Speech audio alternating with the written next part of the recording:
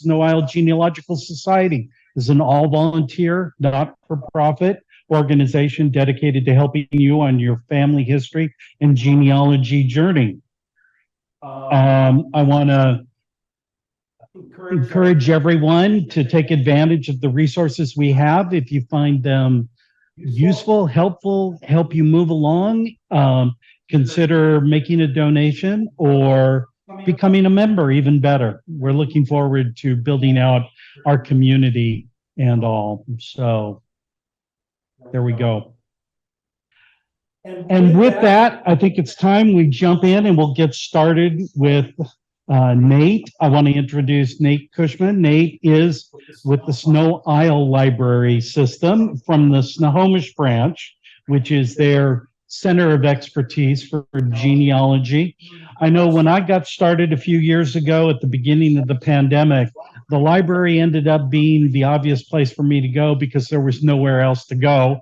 And I found a lot of great resources, and I thought it would be well worth the time to have Nate come and tell everyone about the stuff that's available there. So with that, Nate, I will give you the floor. Thank you. I'm curious if the sound is good now online. And I'm projecting that I can still hear myself a little bit, but yeah, it's all right. I'll survive. So welcome everybody. So I have done lots of presentations on genealogy in person, and I've done lots of presentations online. This is my first doing both at the same time. So thank you for inviting me today. I'm a little bit old school, so this is going to be kind of an old school PowerPoint presentation for at least the first quarter of it, basically. And to do that for a couple of reasons. One, they're my notes, so you get to see what I'm planning on saying. The other thing is I tend to talk very fast, and I've been told by my audience members that having the words up on the screen is helpful too, because I just fire really fast. So I have two sort of modest goals today. One is to give you an idea generally how libraries operate and strategies for communicating with them. My idea behind that was, chances are you're going to be reaching out to another public library somewhere out in the country because you're researching your family in a different location. Not all of you have family that is just Snohomish. You might be Indiana, Florida, whatever. And so you might be reaching out to a public library there to ask for help. So I'm going to give you some strategies for doing that. And then the second half, I'm going to talk about my library system, the Sno-Isle Library System, and what we can do for you to help you with your genealogy. So a little bit about myself. My father was in the Coast Guard, so I moved every 2-3 years, right? And I was a shy kid, wasn't very good at making friends, so the public library was kind of my refuge, right? And so I'm kind of an expert on public libraries because I've visited so many of them. And I will say that I'm very, very lucky to work for Sno-Isle, and I'm also very, very lucky to be able to be a customer of Sno-Isle because it is a fantastic library system. And growing up, I didn't just use libraries to read books, fiction books. I love nonfiction, right? The library was the internet before there was an internet, right? If you had an intellectual curiosity, you went and scratched it at the public library. So I loved doing research, and so that naturally transitioned into a Bachelor of Arts of History. And if you think about it, that's a bit of a double-edged sword because if you like history, there's a lot of research going on. But if you like to do research, you research a lot. And the more research you do, the harder it is to write the paper when it's time to write the paper, right? Because you've got too much material, right? So a lesson I learned early on. And then I just got lucky and transitioned into a profession that I really love. I'm one of those people that gets to spend 8 hours a day doing something that I just really love. I love being a public servant. I love helping people without sort of the looming financial transaction hanging over my head. You know, no matter who you are, when you come to my library, I do everything I can for you. It's very, very liberating. So I feel lucky. I feel lucky to have my job. So I've worked for Sno-Isle for 30 years. It's actually the only public library system that I've ever worked for. I did work for a brief period of time at the University of Washington Bothell campus before I got into library school. So I'm now a manager, but I'm kind of an average manager, but I think I'm a really good research librarian. So this is how I describe myself, as a research librarian posing as a manager. But there's a challenge to that because as a manager, I'm supposed to develop my staff. But what happens is usually when a research question comes in, I jump on it and work on it. So that's one of the areas of growth for me is I need to step back and let my staff develop. And genealogy and local history is my favorite kind of research. And during the course of tonight, I'm going to talk about local history and genealogy and how they kind of go together. But I love genealogy, and you guys know about this, is for that eureka moment when you find that document that makes that connection for you. And it's even better when I get to do it with somebody. I've built wonderful relationships with people that I've helped with their genealogy because it's a fun thing to do together.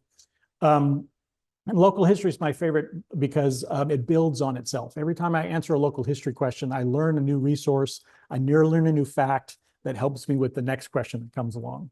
So, but this was not always the case. Initially, when I started as a librarian at the Linwood Library here, I was terrified, in particular of genealogy customers that came and asked me questions. A couple of reasons for that. One is when you're a new librarian, you put a lot of pressure on yourself. I'm the answer guy, right? They're coming to me for the answers. And every time a genealogist would come to me, it would be like, they already know more than I do. How am I supposed to help this person? And also 30 years ago, it was much different. There was no internet, no ancestry. So you convert names to Soundex, you order microfilm in, but that microfilm is actually an index microfilm to tell you about another roll of microfilm you have to order in. The whole thing takes 3-4 months. And the questions were so infrequent that every time a new person came to me, I forgot how the process worked. So I had to relearn the process all over again. So, so that's my history. So why is this important? The thing to remember about public libraries is they are completely random. That's the best thing about the public library. I often tell people working at the public library is a lot like watching a game show. You learn all these facts, and then the next day they're gone out of your head, right? But when an hour of working on the information desk, I can go from helping a third grader find a chapter book on historical fiction to helping a guy print out a wiring diagram for his truck to finding a book on welding, printing out boarding passes, random. So what that means is librarians can't be experts on everything, and not all librarians are the same. So some librarians are really passionate about literature, and libraries have a word for that. It's called reader's advisory. So you come to me and say, I've read these 3 books. Can you recommend a book I might like, right? Some librarians are really good at that. And I love that. I would wish I was good at, because that's a really good way to make a connection with somebody. You recommend a good book they like, they're going to come tell you about it and have a conversation. Hardest question I can get is somebody asked me to recommend a mystery, because I don't read a mystery. And if you are aware, mysteries have a real range. There's mysteries that have bloody murder scenes, and then there's mysteries that are cozy mysteries that take place in a bakery, right? And I don't want to give the person the wrong book, right? So that's a challenge for me, but it's easy for other people. Some are children's librarians. So they're a librarian, but their main focus is helping children. But we all work at that same information desk. So my suggestion to you is be patient. When you approach somebody at the library, you never know if you're going to get the Nate Cushman of today, in which case we're going to have a lot of fun working together, or you might get the Nate Cushman of 30 years ago who's terrified of your question, okay? Just a little bit of randomness about libraries. They come in all shapes and sizes. If you reach out to a library in a small town where you're researching your family, that single branch small library might not have a research librarian. The emphasis of public libraries is often service to families. So it's often a children's librarian who does service to families. Some libraries are run by volunteers, some are funded by donations. Some are branches that are connected in a system of branches like Sno-Isle. So you get a bit of an economy of scale. Chances are somewhere in that system, there's a genealogy expert. Some libraries like the Seattle Public Library have multiple desks. They have a technology desk, they have a children's desk, and they have a genealogy desk. The most important thing I want to point out is the funding for public libraries. Sno-Isle has a super stable funding base because we're supported by property taxes. Some libraries are part of a city budget, which is much more inconsistent because they're fighting other departments for it. So the level of service when you reach out to a library might be different, and I'm going to cover that in a little bit.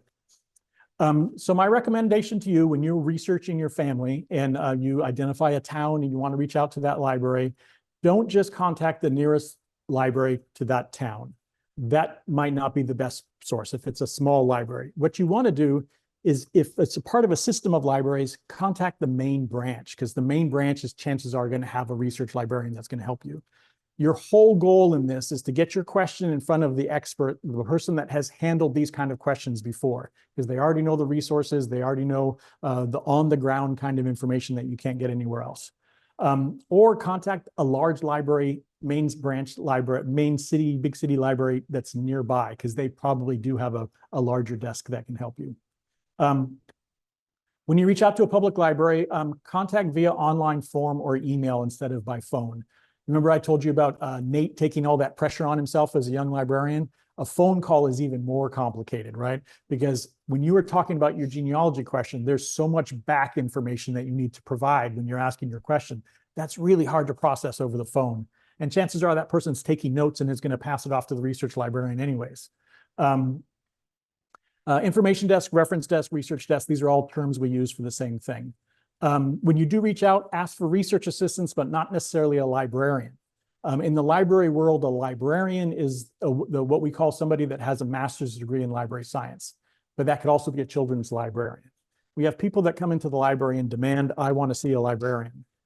They're going to give you a librarian, but it might not be the best person for your question. So just generally ask for research assistance. And ask as specific a question as possible. Everybody that works at a public library is trained to do something called a reference interview. And that's a dialogue that we have with somebody where we sort of figure out the root of their question. You want to give them help by doing that for them. And I tell people when I help them with the genealogy is I'm not going to go on a fishing expedition. Don't ask me to find everything you can about your family in the city of Snohomish, right? Ask me a very specific question. I'm trying to make this connection. I need a birth record. I need a census record. I need an obituary, that kind of thing. It doesn't have to be at the end of the conversation. Once we find that, we can work forward, but don't ask broad questions. The other advantage to that asking a specific question as possible, it makes it very easy for us to share your question with somebody else. So we can bring more people in to help you with your question.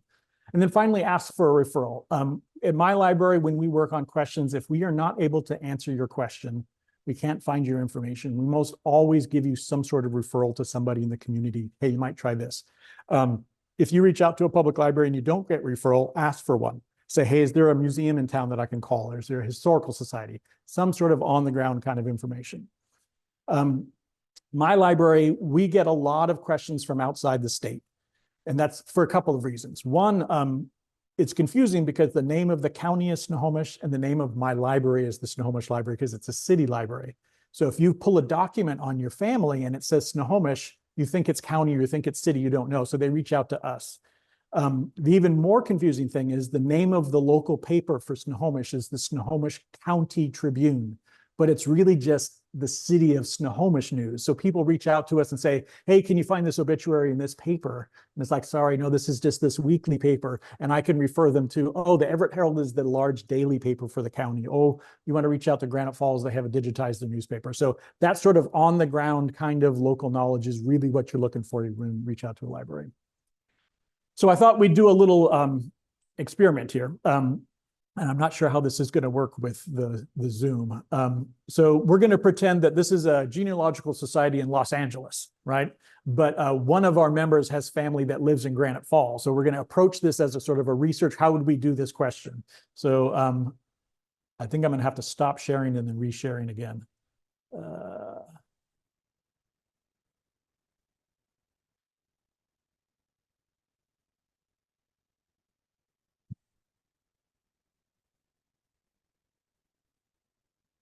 How do I do that?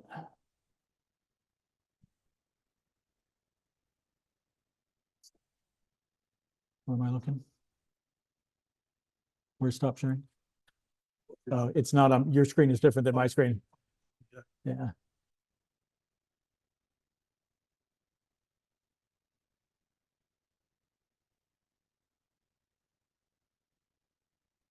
Yeah, it's showing up on the big screen, the stop sharing button. Usually move the mouse over. Yeah, I'm used to two monitors. You've got two monitors. That's what's behind you. It should act the same way. Just move the mouse over whichever side. There you are. Oh, okay, perfect. I'll just turn around.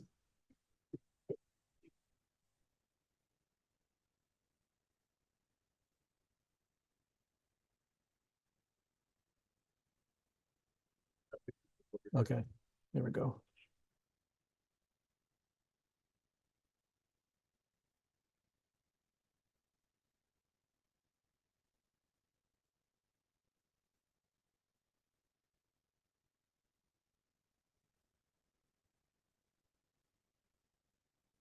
Don't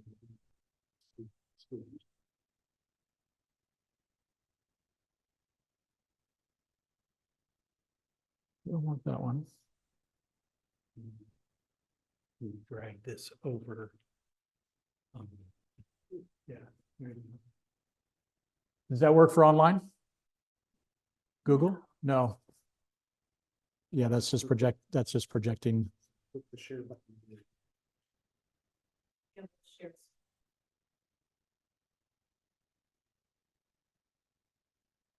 Zoom. Share again. Beautiful. Yes. All right. So again, we're pretending we're in Los Angeles, but we're researching family in Granite Falls.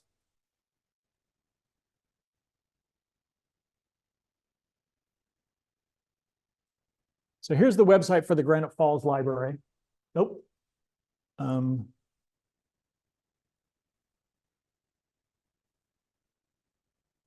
Is that both now? Yeah. Perfect. So we've got a phone number, but we've talked about not calling because we don't want to put anybody on the spot. We have an email address to the library manager. That's a good option because he's a professional, and even if he can't answer your question, he's going to give you a response and maybe pass your question on to somebody else. But most libraries that you will reach out to have a way of contacting that is under Contact Us or Ask a Librarian or something like that.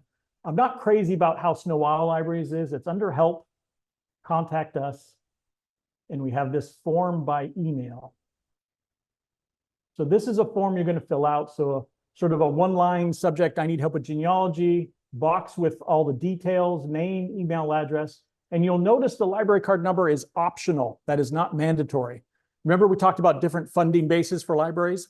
You will visit a library and sometimes that library card number will be mandatory. So they have decided that we don't have enough staff. We can't help people outside of our service area. But many will allow you to submit your question without a library card number. So take advantage of that.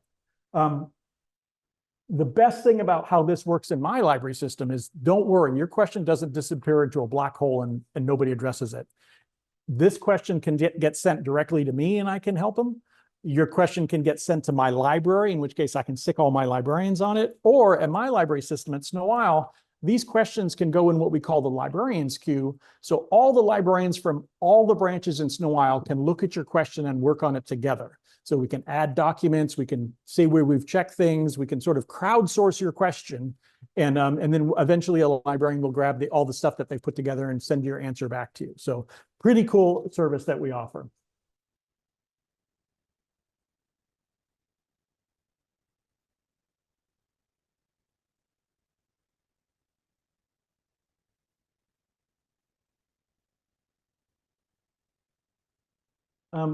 But remember, we talked about finding the main branch of a library system.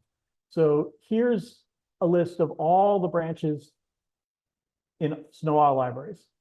And I will tell you, if you scroll through this list, no branches are listed as the main branch or the system reference center or something like that. So the Linwood Library used to be the system reference center. My first library job with Sno-Isle was working at the Linwood Library. And that was because any question that research level question that came into any branch in the whole library system, they were sent to the Linwood Library and the librarians there worked on that question. Back then it was done via fax. So they'd fax us the question, we'd work on it. If it was a small enough answer, we'd fax it back. If it was a big answer, we'd put it in a truck and send it back to the library. So because we have this online system, Sno-Isle has sort of flattened and there's no longer a system reference center. But there will be branches that you browse through them and you'll see a main branch. Again, that would be a place to reach out to because chances are again, you're looking for that expert. You're looking for that on-the-ground expert. The other thing I wanted to point out is, again, pretending that we're in Los Angeles and we don't know anything about Snohomish County. Here's a map of Snohomish County. What do you see? You see a big hole right wherever it is, right? So that tells you there is probably another library there, and it's probably a big city library. And Snohomish County works just like King County. King County has a library system, and then there's the Seattle Public Library. So again, if you're looking remotely, you might want to check out the Everett Public Library. I'm trying to figure out how I can get to the browser. Oh, it's hanging in. It's hiding. I think you can throw that left one.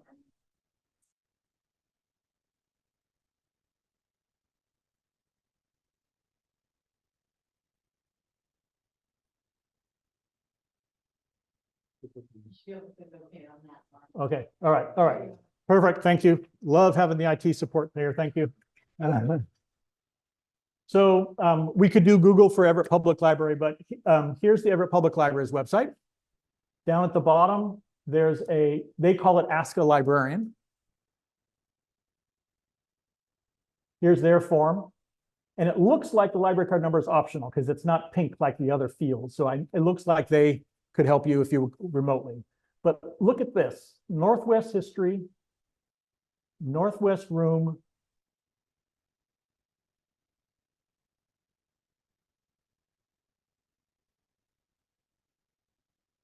Where is it at? There's an email link that usually shows up over here. I think it's off to the right here. Where you can click on, and so that's your targeting the expert. Now, as a Sno-Isle Library employee, I am not telling you to go to Everett. Come to me, we'll take care of you, right? This is our exercise of we're in Los Angeles, right? So this is the same model if you're reaching out to Indiana. Find the big city library and see if they have a specialty desk like that. Okay, I'm going to have to transition.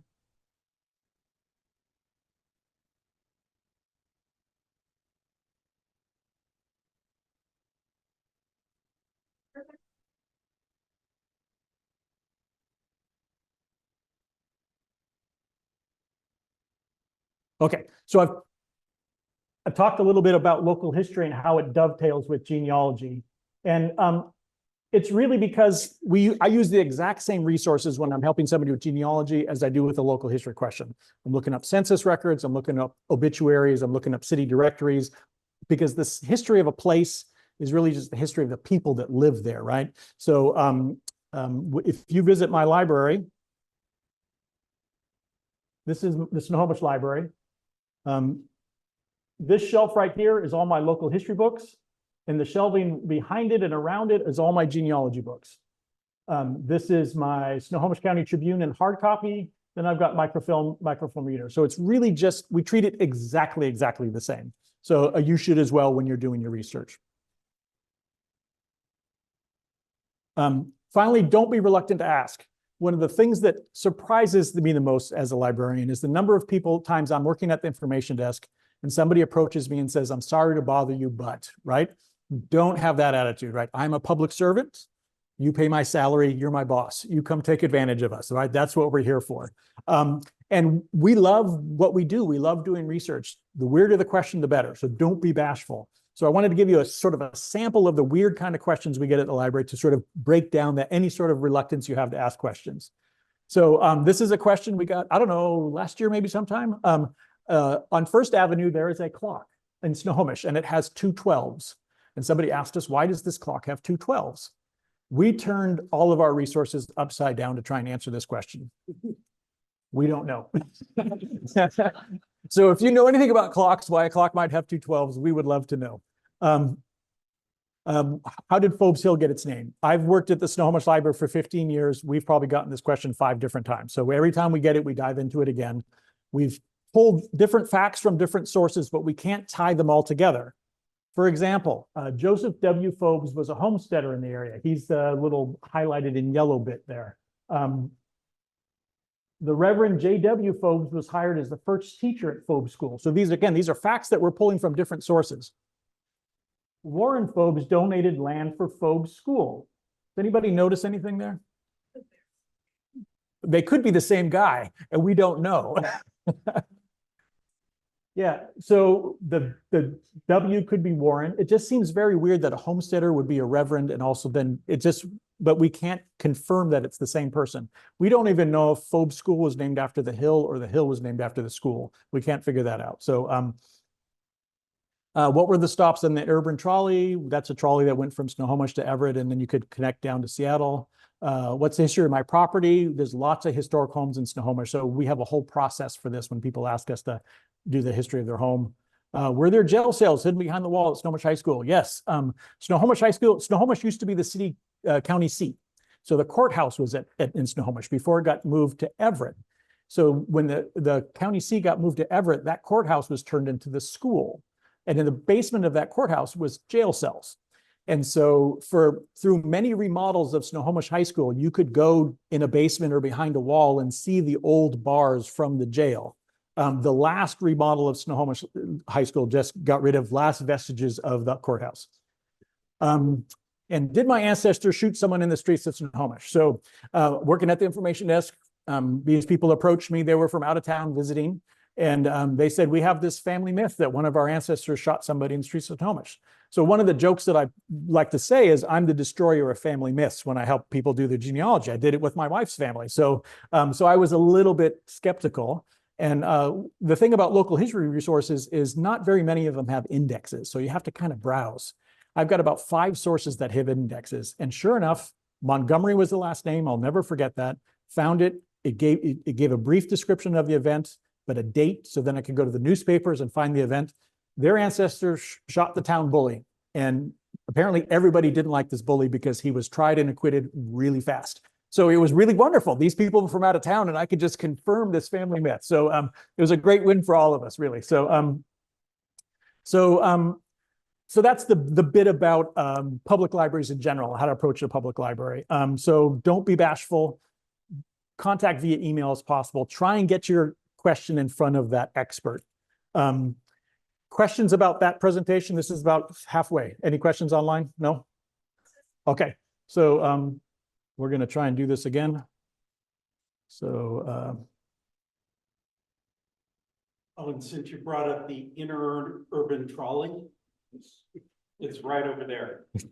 One of the last remaining cars. that might be one that ran north-south, because I think there was a separate one that just ran Everett. It was a different thing. Oh, Yeah, okay. because I think I've seen that one, and that's That one's, yeah. much fancier than the one that went between. And actually, the one that the stop was actually right at the Snohomish Library. It was the turntable that was on it was right at the Centennial Trail where the library is. So, okay,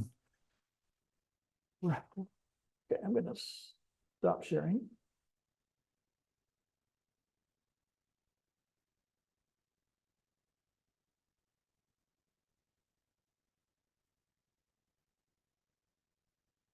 I'm getting better at it.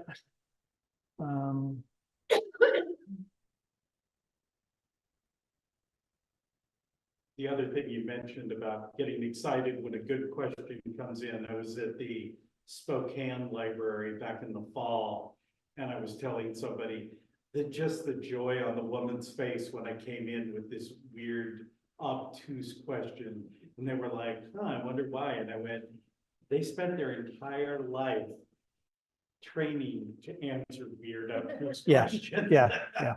So you're not seeing that one? Shared different. Okay. Thank goodness.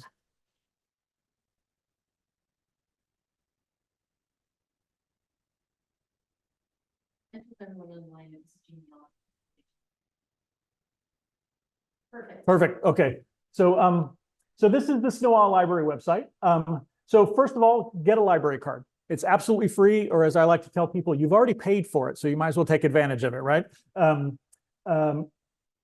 And the library card that you get, as I mentioned, works at all of those libraries that I showed, right? You check out something at Montlake Terrace, you can return it at the Linwood Library. We're all one big library system. But that is a little bit confusing because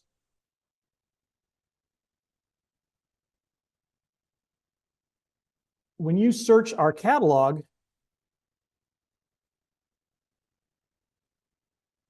it lists everything in the whole library system. So it's not quite so confusing when you do it from home, but when you go into a library, and you sit in front of our computers and you do a search and you see this, it doesn't necessarily mean it's in that library. It's in some library within the system. So you always want to click on availability and it tells you what library has it, whether it's on the shelf or not.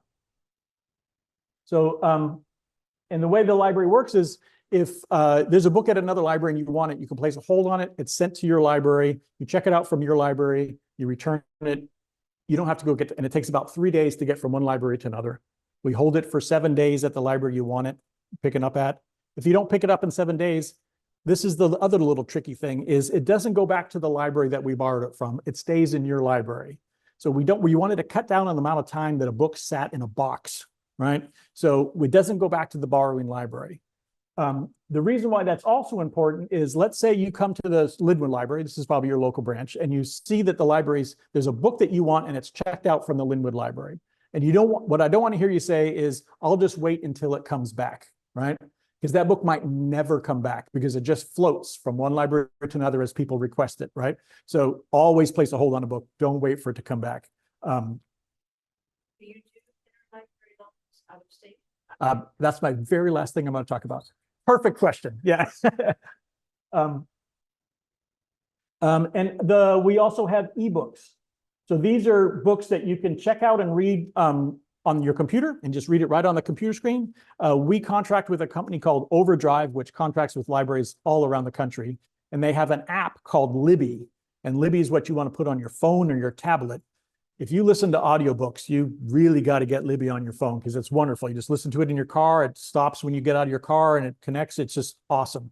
I was very late to the audiobook game, but people kept telling me, if you find a reader that you like, then you're good. And that's exactly true. If you find a reader that you like, it doesn't matter what the book is. I like what they read. So ebooks, and COVID was magical for ebooks, right? So the libraries closed down. Nobody could check out a book. So we told everybody about ebooks. So now the circulation, which is what libraries call checkout and returns of ebooks, is more than the physical books now. So, and the collection is gigantic. We have a gigantic ebook collection. I talked about the how to get help. There is this other option that's chat with us. So this is, a live chat where you're typing back and forth at somebody. Treat it like a phone call because it's not a good way to ask a research level question. The one advantage, it's more for, can I renew my card? Does my library have a color printer? Those kind of quick questions. The one advantage to that is if you have a chat with somebody and you ask them a research level question and they can't answer it, they can turn it into one of those tickets, an email question right away for you. So it is a way to get it in there, but it's better to just to submit the email question. The majority of what I'm going to talk about now is what libraries call databases. And if you think about a database is essentially a website that if you went to it on your own, it would ask you for a credit card before it let you in, all right? The library system has paid that subscription fee for you so you can get in for free with your library card number. No matter who I talk to, I always show them this one. So, and this is showing up a little bit different. It's showing like a mobile version versus the web version. I think it's because it's not, I don't know. But online resources, and we've got them broken down by subject. You go to business and finance. You all have a subscription to Consumer Reports Online. So we're all going to have to buy a refrigerator and dishwasher sometime soon, laptop, buy a new car, whatever. You can get into Consumer Reports Online. All you do is just click there, and it's going to ask you for your library card number and password. Who knows what their password is for their library card number? Very good. That is probably the #1 question we get is if you're anytime you're trying to log into a library thing, your password is the last 4 numbers of the phone number that you gave us. But so what you need to remember is you can't go to Google and type in Consumer Reports and go there. You have to come to the library's website, click on those paths and click on that one link. But once you click on it, you're in it. It's exactly like a Consumer Report subscription. So you have access to that with your library card number. I like to tell that one because it works for everybody. Just to give you an idea of the breadth of the databases we have a subscription to Chilton to repair your car. We have a subscription to small engine repair, which is lawnmowers, motorcycles. I'm wrestling with my outboard motor right now. Guess what I'm using? So from Consumer Reports to auto repair.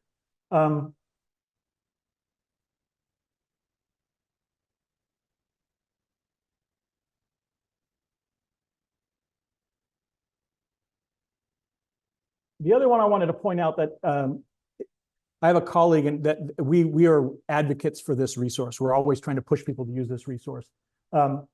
It's called Gale eBooks. And reference book is one of those library terms that a lot of people don't understand. When a librarian says reference book, that means it's a book that has to stay in the library. You can't check it out, right? It's the Encyclopedia Britannica. It's the Oxford English Dictionary. It's a multi-volume set of books that nobody wants to read the whole thing. They just want to pull it off the shelf and get some facts out of it, right? So my library used to be full of these reference books, huge sets of books. Publishers stopped making books, but they started putting them online digitally. So this is essentially a giant library of reference books that you have access to. And I'm actually going to log in and show you what it looks like. If I can type in my card number.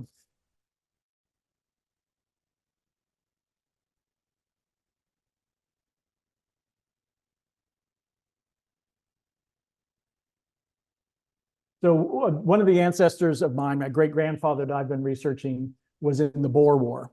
And I've got his list of medals and I've got some lists of the engagements he was in, but I'm keep trying to find more information about the details of the engagements he's in. So I've been doing a lot of research about the Boer War. So I'm just typing the term. And the beauty of this is not only you searching a bunch of books, but you're searching inside the books, right? So it's, so this is the entry on the Boer War from the International Encyclopedia of Social Sciences. Here's the Boer War on the Encyclopedia of Western Colonialism. And if you click on that, it brings up the entry as if it was out of the book. And at the very bottom, you got a citation. So we're always trying to teach kids to use this because you can cite your sources. It's not like a Google search, that kind of thing. So, and there's medical books, there's medicine book, or there's business books. This collection is full of reference books. So it's a good place to go for research. Yeah. So when I typed in Boer War, you could type any keyword, somebody's name, and it would bring up every book that has that in it. And then a couple of more quick ones on online resources, newspapers, magazines and newspapers. Unfortunately, not a lot of great resources for genealogists. If you like contemporary news, we have all kinds of ways to getting into local newspaper or local papers and Wall Street Journal, New York Times, all those kind of things. Daily papers, digital magazines. So that company that does the online ebooks, they do magazines as well. So you can check out all kinds of magazines. I can read sailing magazines and never have to buy them. It's fantastic. National newspapers. So here you can read the national news. So this is what you're all interested in, is the historical newspapers, but unfortunately it's not a great collection because it's really just the big papers. It's possible you've got an ancestor that's going to be mentioned in one of these big papers, but for the most part, most of the time we're looking in a small town newspaper for an obituary or more information. But you can search it full time, full text, this whole run.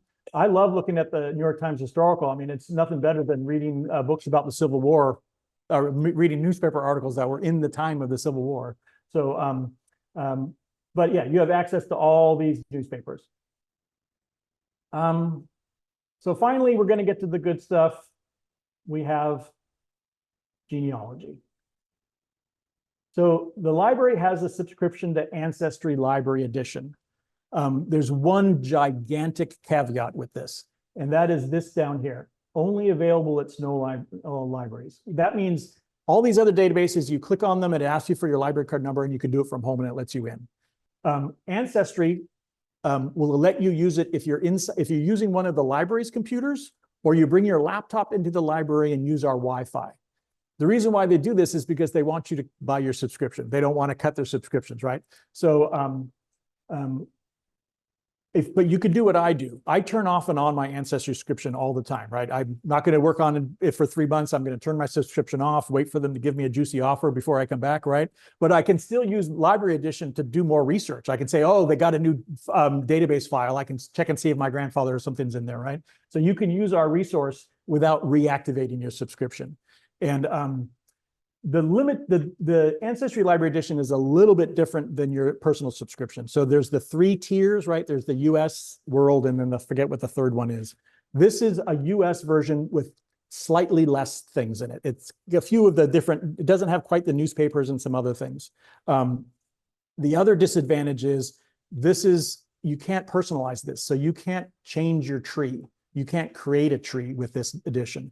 You can go look at your tree. So I could find my tree and I can see all the facts that I've already acquired when I've turned off my Ancestry subscription. I just can't make any changes to it, right?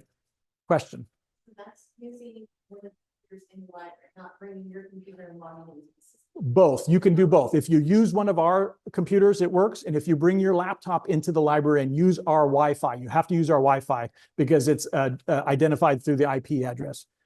Dirty little secret is we never turn our Wi-Fi off at most of our libraries. So you can be in our parking lot with your laptop and do it if you want. So if the genealogy itch strikes you at the midnight, you can come down to the library and do it. So because I'm not either one of those, I'm on a library computer, but I'm not using our Wi-Fi. I actually can't get into there right now. But the other thing that I wanted to mention is printing.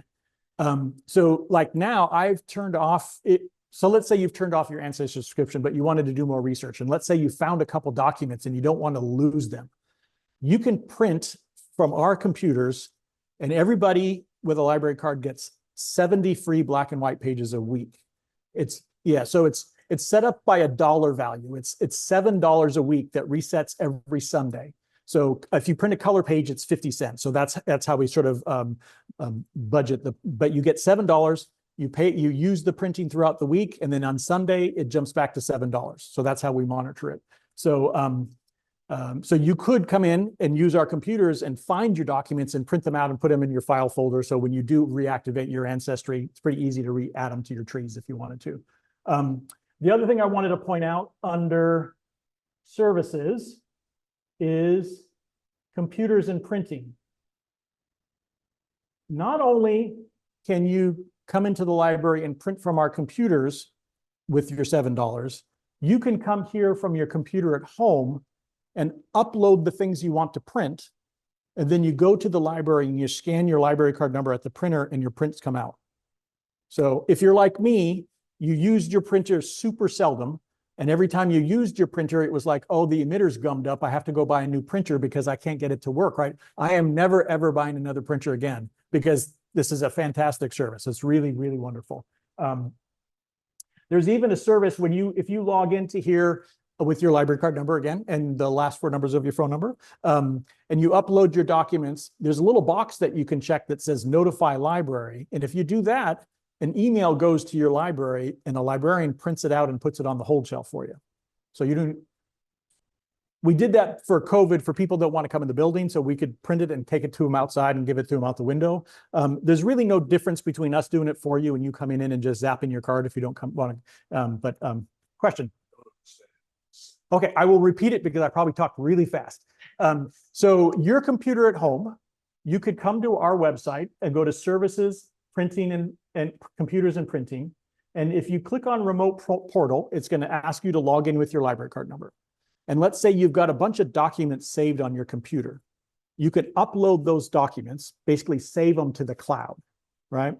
And so you're sending it to one of our printers.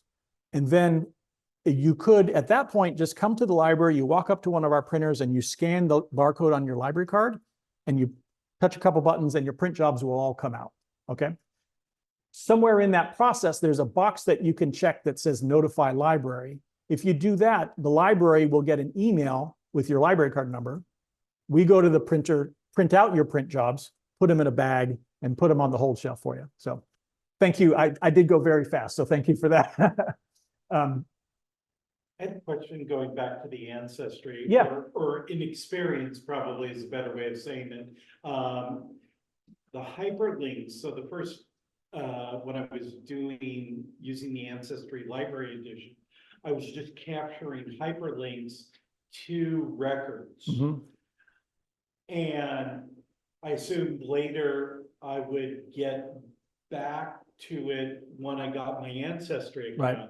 But the URLs through the library edition don't map to Right. your own personal account. Right. So I actually did have to go back into the Linwood Library 2 weeks ago, and I went through and I captured the citation, and I actually captured the Right. Image of the record. Right. Yeah. So then I can add it if I want. Yeah.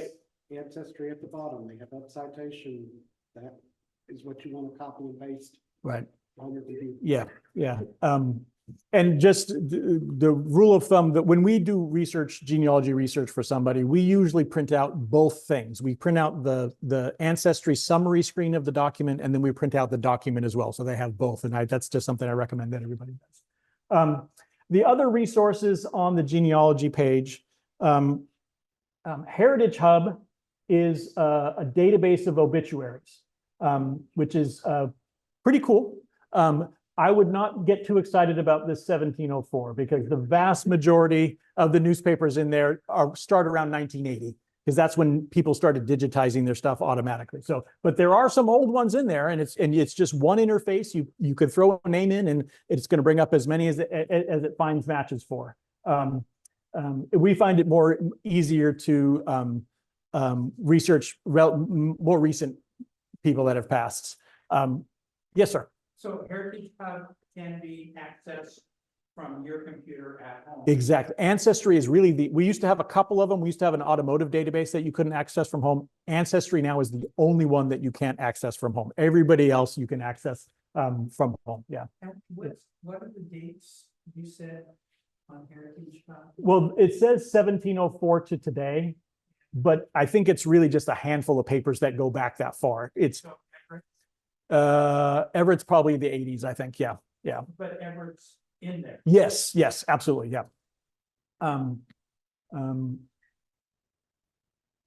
We have MyHeritage, which is we wanted to provide a database that you could do genealogy research from home. So this is a database that has census records, that has some military records. It's a pretty good thing for people to get started with.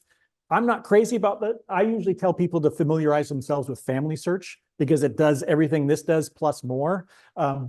It's got your census records. And the one thing that I don't know is, I hope you guys know what an indexer is, right? So it's somebody that looks at the original document and then makes a searchable list so you can search, right?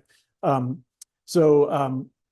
know that Family Search and Ancestry use different indexers. So like with my family, my last name Cushman, there's a 1940 census where Cushman is indexed as Rushman because they read the C as an R. So that's an Ancestry, but in Family Search, it's indexed with a C correctly. So sometimes it's really good to use both. What I don't know is what indexer MyHeritage uses. So it could be another indexer, which might be a good thing. So if you can't find somebody because the census taker's handwriting was so bad, you could try MyHeritage because it's just might be another indexer. And then we have links to those historical newspapers here because they're somewhat related. We have gotten to your interlibrary loan question. Under services, there is something called suggest to purchase an interlibrary loan. Suggest to purchase an interlibrary loan are kind of two opposite ends of a spectrum. So suggest to purchase is you send a message to the library, would you get this book and add it to the collection, right? So you're sending a message to the people that buy the books for Sno-Isle saying, can you add this book? If you think about it, the public library's job is to put books in the library that you want. So you're helping us do our job, right? The thing to remember is public libraries need to appeal to a broad group of people, right? So you could see from the catalog search I searched, a general genealogy book, we'll absolutely buy it. But a genealogy book that's on your specific family or a specific state or something like that, chances are we aren't going to buy it. I usually tell people if it's a book that's been published within the last 5 years, there's a good chance we're going to get it. We don't like to buy an older book because a lot of times a new edition comes out 2 years later and then we have to buy it all over again. And the only caveat to that would be if we're missing volume 4 of a series, right? It was 10 years ago, but we like to keep the series together. Let us know and we'll buy that book. So suggest a purchase is really for popular interest kind of materials that are relatively recently published.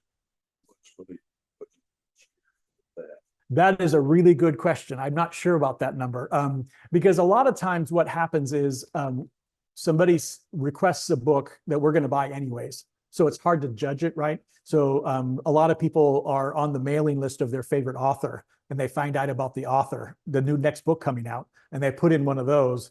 but we were going to buy it anyways, right? So it's hard to tell. So the other end of the spectrum is interlibrary loan. And interlibrary loan is fantastic. So all of the things that we would not purchase is the interlibrary loan. So these are technical books. These are books that are not being published anymore. These are books that are just in universities. And how it works is you can either create an account. And so you create an account and you could submit your request for an interlibrary loan. And it goes up to our interlibrary loan experts, and they identify a library somewhere out there that has this book. We get it temporarily loaned from them. You check it out from us. When you're done with it, you return it to us and we send it back to that library. And I've seen them come from all around the country, universities all over the place. If you don't want to set up that account, you can go to your local library, and each branch has their own interlibrary loan account that they can submit the requests for you if you want. The advantage to creating your own account is you can communicate with the interlibrary loan specialists and you can track the progress of your request. If you do a branch, we're not going to call everybody with all the updates. You have to call us and say, what's up with my interlibrary loan request? I just requested 3 books on the Boer War, and it took them 2.5 weeks to show up. And they came from universities all over the country.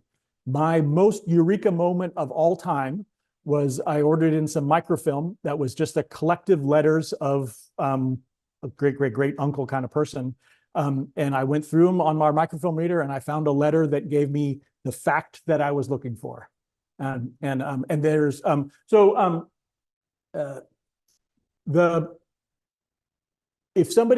if you reach out to a historical society or somebody like that and they say, yeah, we have this book, we'll loan it to you, it doesn't necessarily work that way, because the library system borrows from books that have joined sort of a cooperative, right? You have to be a part of this cooperative to exchange books. So chances are the historical society that you're reaching out to in Iowa doesn't belong to that cooperative. So even though you know they have it and you've asked them and they said they're willing to loan it to you, we don't do that. But hopefully there's another university library out there that has that title, so we can get it for you. I'm gonna show you a website that you should all know about that will help you with interlibrary loan requests. It's called worldcat.org. So what WorldCat is it's a catalog that lists books in libraries all around the country, universities, public libraries, some other, Canada, Australia, UK, lots and lots of libraries. And so another sort of eureka moment, I told you about my great-grandfather that was in the Boer War. So I knew this book, I knew he was in this unit called the Natal Mounted Rifles. And so I found this book that was the official history of that group in WorldCat. And so if you click on the entry, it gives you a little bit more about the book, and then it tells you how many libraries have that book. So again, so if you contact a local history society somewhere and they give you this title, come here, and hopefully there'll be a bunch of other universities that have that book and they'll get it for you. And again, the rarer the book, the less likely we're going to get it, because if there's only 2 libraries that have it, they'd be like, oh, we don't want to loan this out to anybody, right? But the microfilm that I got, there was only 2 libraries that had that microfilm, and they still loaned it out. So don't let that stop you in any way. No fee. That's your tax dollars at work. So yeah. There is a cap on the number that you can do. I think it's 10 at the same time. You can only have 10 going on at the same time. And I think the way it works is they also stagger them. So you're not going to get 10 all at once, because the worst thing that would happen would we have 10 come in, and we never know how long it's going to take for that library to respond. So you put in the request and then you go on vacation, and then they come in and we wasted all that time to do it. So we kind of pace them 3 at a time, I think is how they do it. So $5 fee on Yep. request. Yep. Will that person get 10? Yeah, and yeah. then yeah. Sno-Isle Libraries does not charge a fee for anything. Yeah, we don't even charge late fees. So yeah. I don't know. I was temporarily famous for a while. There was a initiative in Seattle to start getting rid of fees for the Seattle Public Library. And Seattle Times reporter came and interviewed me, and I was on the front page of one of the sections about Sno-Isle Libraries not charging fees. So yeah, if you have an overdue book, there's a block on your card and you can't check something out until it gets cleared up. But once it gets cleared up, once you return the book, is cleared up. Basically, we want the book back. So a lot of times if a fee gets too big, people just keep the book and we never see the book and nobody wins. So yeah. So that's WorldCat. Look for your family, because some people have published books about a genealogical history of the Cushman family, and there might be something in there that works for you.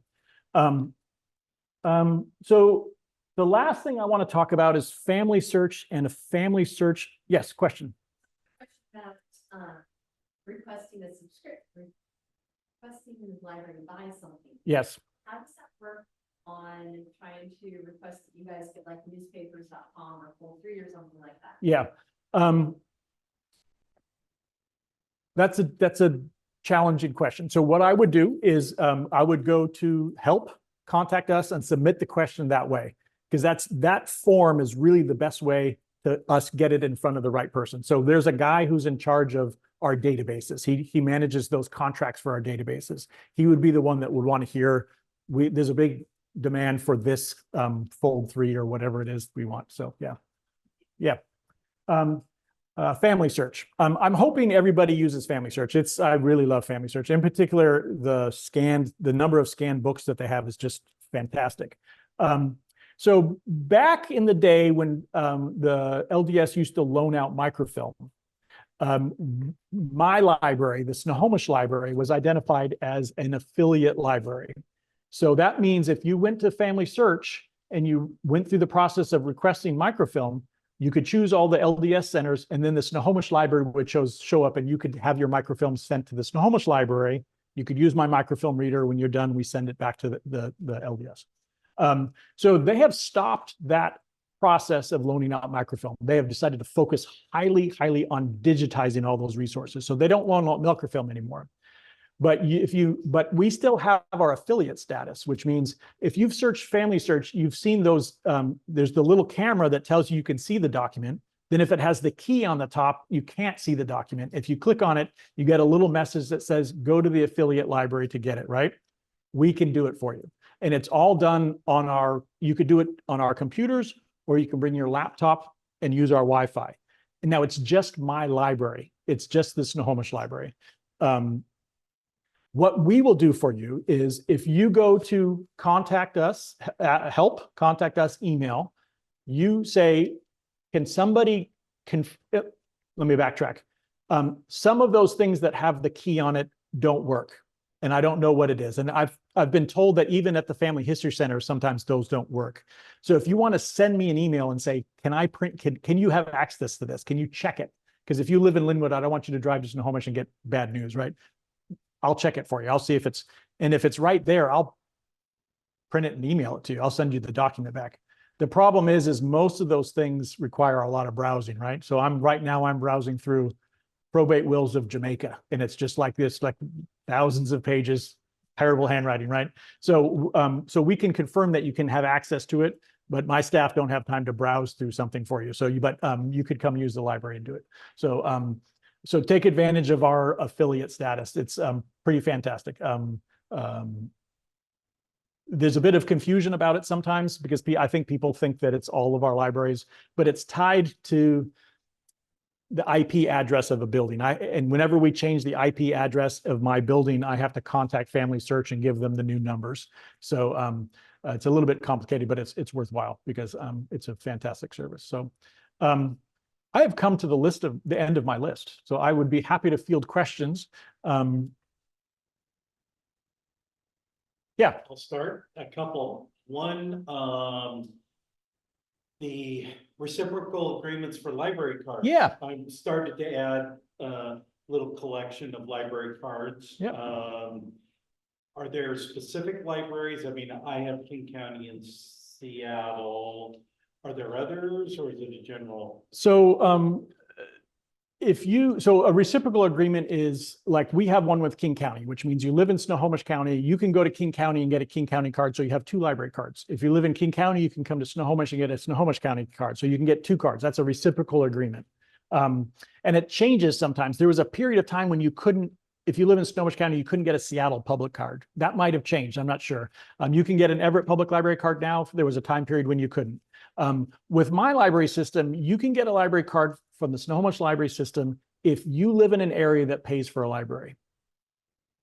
So everybody gives us their address. We make sure that you pay for library service wherever you are. We'll let you use one of our cards. There are a couple little holes around Snohomish County where they don't pay for library service, and those people we don't offer them a card. So yeah. So, and then going on to that, because I found that the newspapers, you kind of went over that quickly, but I actually have found that, so for instance, the Seattle Public Library has the same newspaper service that you guys have. But if you log in there, they have a full archive, whereas you guys don't have the same thing, which is really useful to know, because you can kind of bounce around. The thing that I've noticed is nobody seems to have a good digital archive of the Everett Herald, Right. Either the Everett Public Library, which I've got the card for them, or for you guys. Do you know if that's just the Herald not digitizing very far back? Yeah, and it's weird. So my library has a big run of the Everett Herald on microfilm with unfortunate holes where it's never fails that we get a request for an obituary that's in one of our holes. And I think there's a bit of an issue in terms of the ownership of it as well. So in order to digitize it, you have to have ownership of it. And to your reciprocal point, though, that's a bit of a, so you probably know more about the services available at the libraries around here than I do, because it would be considered unprofessional for me to use my personal library card to access a resource at the Seattle Public Library, because that company is selling that to the Seattle Public Library, and I would be using it in a professional capacity when we should really buy it. So I'm purposely handcuffing myself because it would be not professional for me to do it. At a personal level, if I was doing research, I would go home and do my own research. So you probably know more about what's available out there. But yeah, I think the Everett Public Library has a searchable database of the Everett Herald, but I'm not sure how far back it goes. It doesn't go back. Yeah. It's the 1980s. Okay, right, yeah. Newspapers is one of these really challenging things because there doesn't seem to be a great single clearinghouse. Oh, if I want to find out a newspaper is digitized, this is where I go. You really have to do a lot of hunting. So you guys are digitizing the Edmonds paper with small town papers. We are digitizing the Snohomish County Tribune with small town papers. And that's kind of growing. The Granite Falls Museum digitized the Granite Falls Museum newspapers there. The Monroe Historical Society has done theirs there. So that is a good place to go check that small town papers archive. But it's just one of many companies. So that's one of those local information. If you reach out and find the librarian in that area, he's going to say, "Oh yeah, this paper is digitized there," right? So yeah, newspapers are a challenge. Newspapers are a challenge. Yeah. I'm gonna say, someone likes this, the Herald is now available on newspapers.com. I don't know how far back. Oh, okay. Yeah, I'm curious. I'll be curious to see how far back it goes. Yeah, yeah.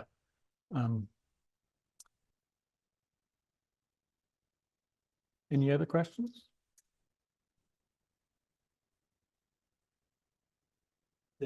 So then on microfilm, so I recently had the fun going up to Snohomish County. They have a lot of indexing to help me figure out like where warranty deeds Right. and mortgages and things were. If I'm going through the enterprise a million years ago, Right. I was part of the Cub Scout pack, and I know my pictures in the newspaper. I kind of know the decade. Right. If I'm really trying to look for that, that's not searchable. What's the strategy that you help people with to get from 50 years of newspapers down to, well, it's probably got to be within this 3-year, but Yeah. start going page by page. Yeah, and so my microfilm reader at my library has a keyword search function but it's so slow, you might as well browse yourself. It's really just doesn't work very well. This is a good question though, because I have this amazing resource. I have all these newspapers and I have no index to them. I have no way of knowing what's in it. So that idea of how do you narrow the field to a reasonable date range so you can browse a reasonable amount of newspapers. For your particular question, you must have a rough idea because you know the ages that you were in the Scouts, right? So yeah. And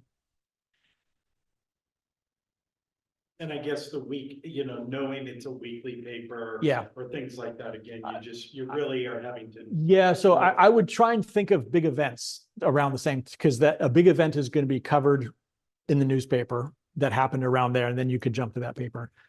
Like I said earlier, a question that we get at the Snohomish Library a lot is people ask us to research the history of their house.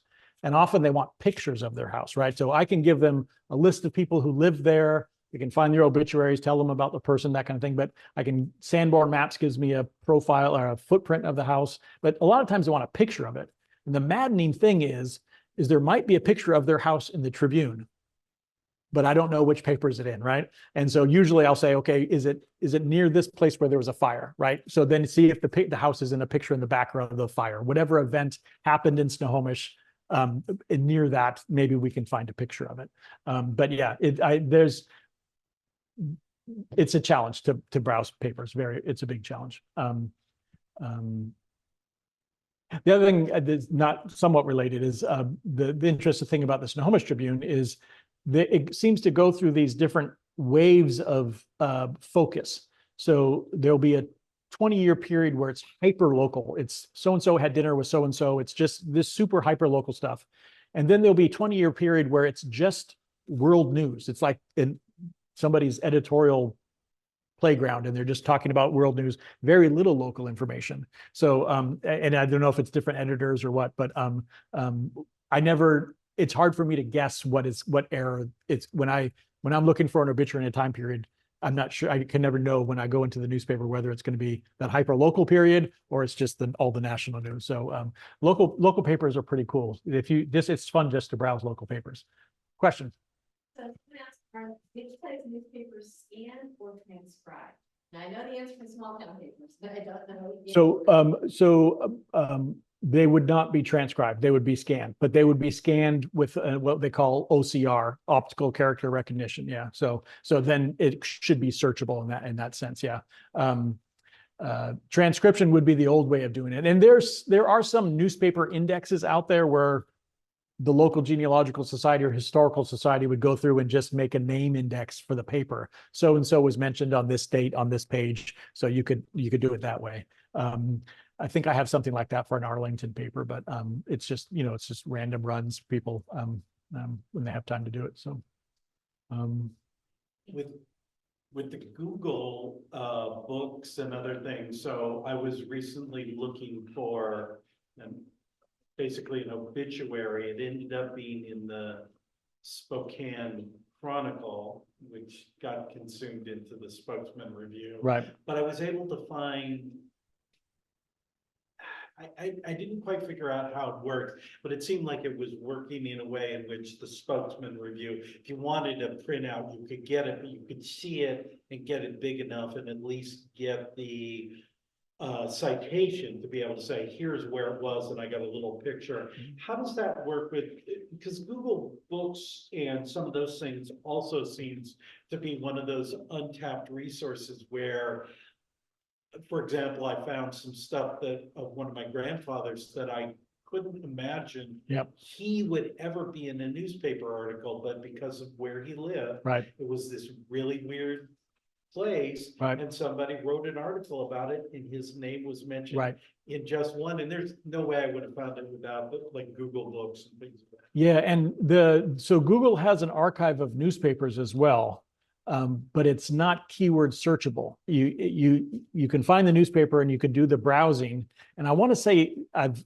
run across the issue where it's hard to print. You almost have to do a screen capture of the screen because you can't export it. They limit the way you can export it. So I actually have a whole presentation that I've done on genealogy using digitized books. So there's websites like Hathi Trust, which is just a whole bunch of digitized books that you can just keyword search. There's like 3 or 4 different places out there that can do digitized books. But yeah, newspapers is tricky. It's still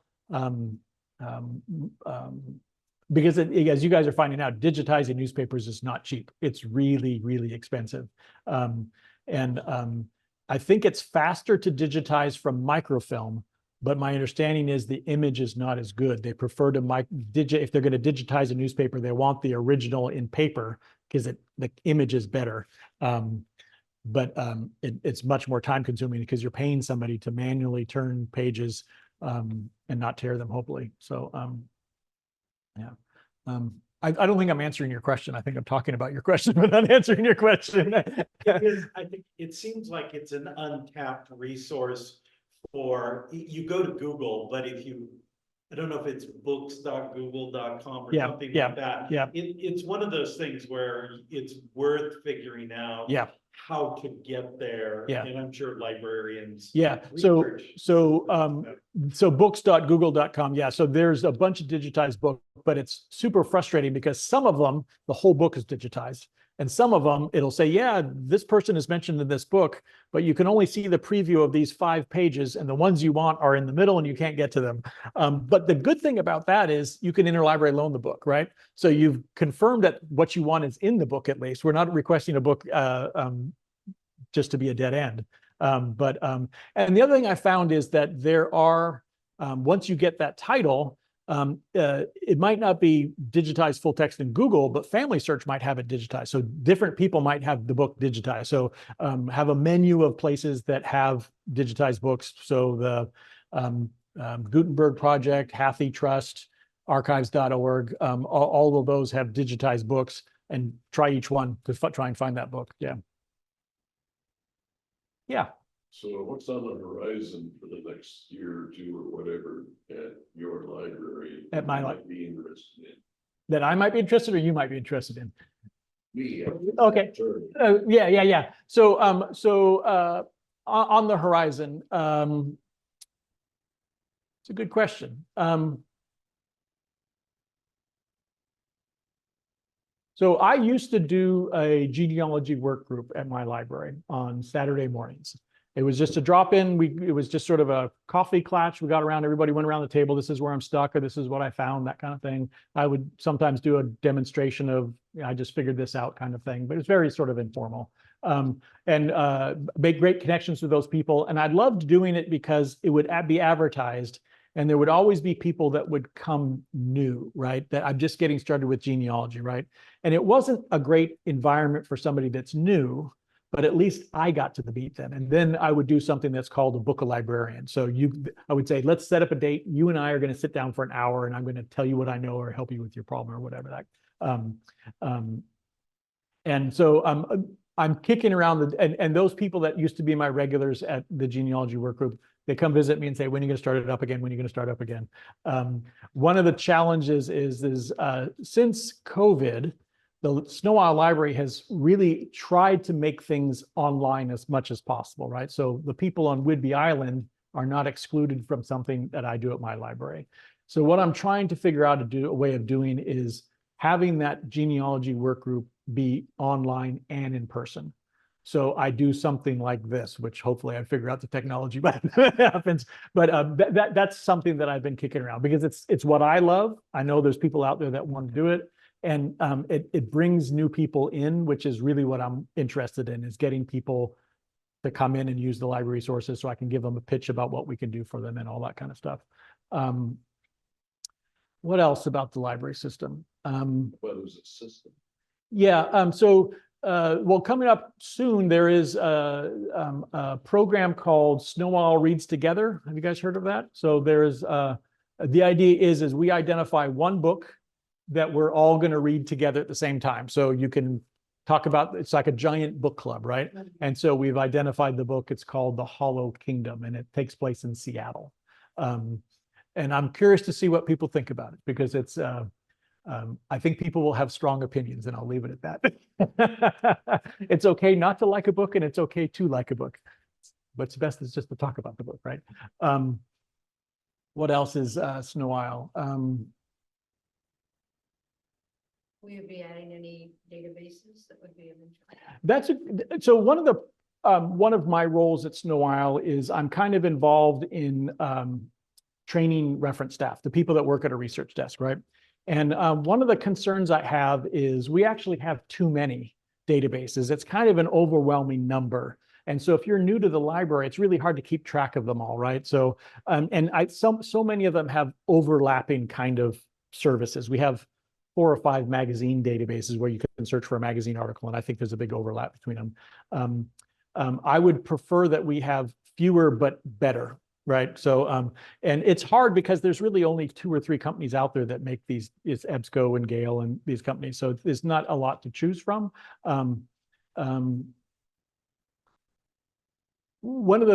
But I would like to have more. I would like to have more because I think one of the issues we have in general is people are finding answers via Google, and Google's fantastic, right? It's an amazing thing. But one of the things that we can see is that there's a lot of copy and paste out there in the world where one piece of information is just copy and pasted from a bunch of different websites. And if there's a bit of misinformation, it just gets copied over and over again, right?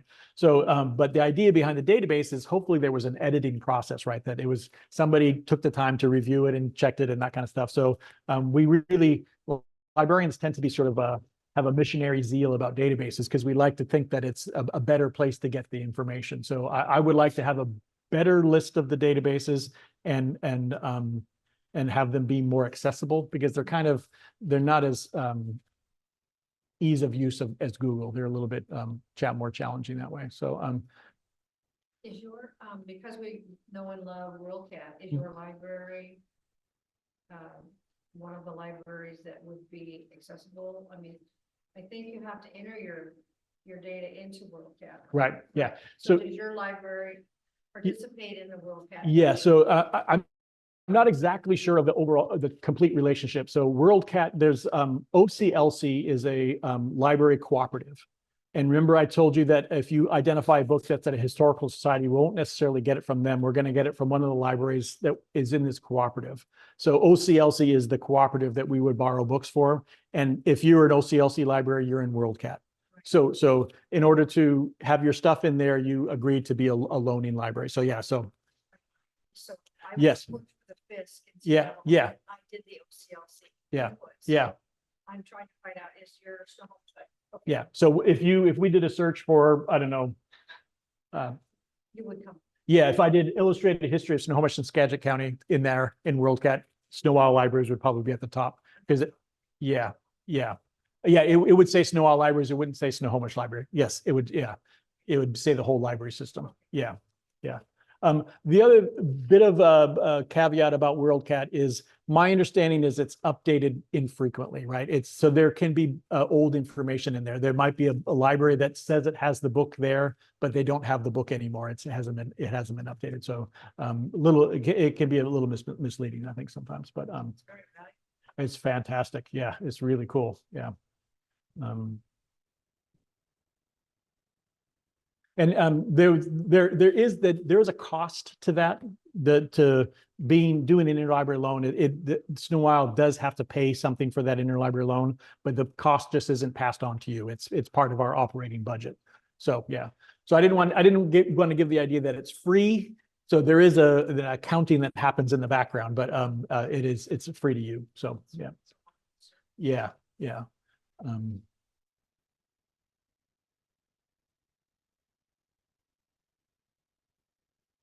Amazing library system. Yeah, we're super lucky. We talked a little bit about reciprocal libraries. And we also talked about ebooks, right? So Overdrive is this company that provides ebooks to libraries all around the country, right? So, and you can get a Sno-Isle library card, you can get a King County library card. We each have different contracts with Overdrive. So you can get lots of library cards if you have a home in Arizona, if you're whatever you call winter dove or whatever, snowbird. If your library down in Arizona has a contract with Overdrive, you can get a library card with them. And so you can have multiple library cards on your Libby app. So you could, the sky's the limit in terms. Wow, good for you.